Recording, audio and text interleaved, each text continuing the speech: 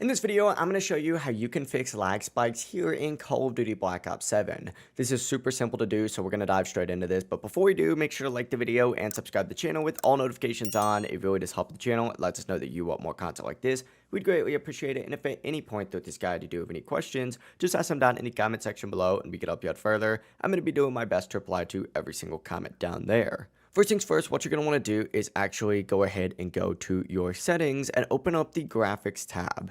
Inside the display tab up at the very top, you're going to see a specific option for power saving. This is only on consoles, so keep that in mind. But essentially, it's going to be set to efficiency. You're going to want to turn this to off completely. Do not leave it on low consumption. That's going to limit performance and is almost guaranteed to cause lag spikes and stutters. Make sure it's turned off. The next thing I would recommend doing is switching to Ethernet if possible. Go into your system's network settings. This works the exact same on console or PC, and just make sure you're connected using a wired LAN cable rather than just, standard Wi-Fi.